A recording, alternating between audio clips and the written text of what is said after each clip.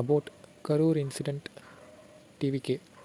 இது லிட்ரலி இப்போது எல்லாருமே, நான் இப்போ பஸ்ஸில் ட்ரெயினில் போகிற இடத்துலேருந்து எல்லா இடத்துலையுமே இதை பற்றி தான் ஃபுல் அண்ட் ஃபுல் பேசிகிட்டு இருக்காங்க. But no one knows the proper reason behind this. So இது வந்துட்டு நம்ம லிட்ரலி 100% யாரையும் ப்ளேம் பண்ண முடியாது.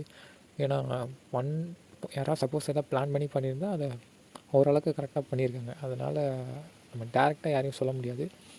பட் நிறைய விஷயங்களில் நிறைய தட்டுப்படுது மீன்ஸ் இப்போது நம்ம விஜய் அண்ணாவே வேனில் இருக்கும்போது சொல்லியிருக்காரு, என்ன ஆம்புலன்ஸில் வந்துட்டு போயிட்டுருக்கு அப்படின்னு சொல்லிட்டு வந்து போயிட்டுருக்கு இதுக்கு அப்படின்ற மாதிரி.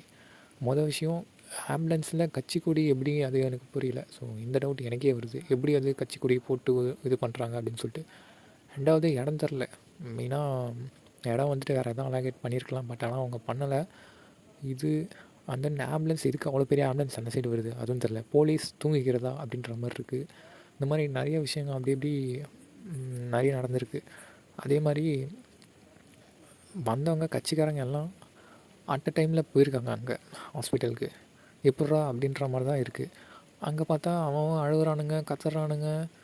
ஏதோ இப்போ தான் ஏதோ வந்துட்டு கண்ணில் வெங்காயத்தை வச்சுட்டு வந்த மாதிரி வந்து பர்ஃபார்மன்ஸ்லாம் பயங்கரமாக பண்ணிருக்காங்க. அது நிஜமால பொய்யா, பேஸாக பொய்ன்ற மாதிரி நம்ம எடுத்துப்போமே அப்படின்ற மாதிரி தான் இருக்குது.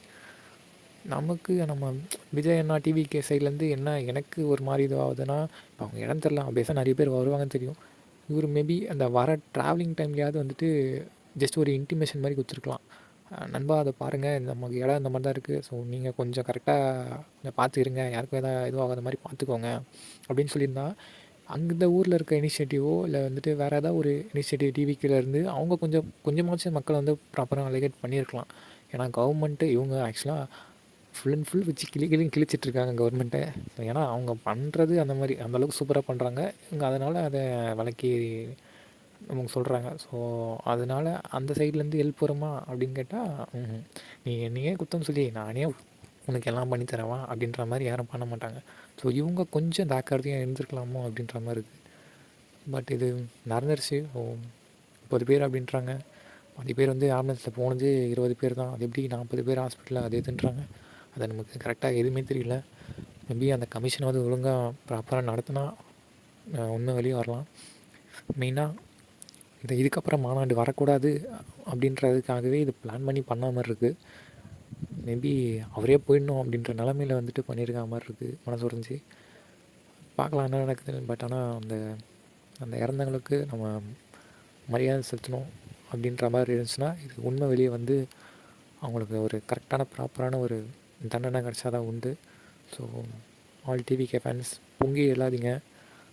ப்ராப்பராக உங்களால் லீகலாக என்ன பண்ண முடியுமோ அதை பண்ணுங்கள். தென் டிஎம்கேல இருக்கவங்களுக்கு சப்போஸ் யாராவது பார்க்குறீங்க இது பண்ணுறீங்கன்னா, நீங்களும் உங்கள் சைடோட நியாயத்தை ப்ராப்பராக வைங்களா.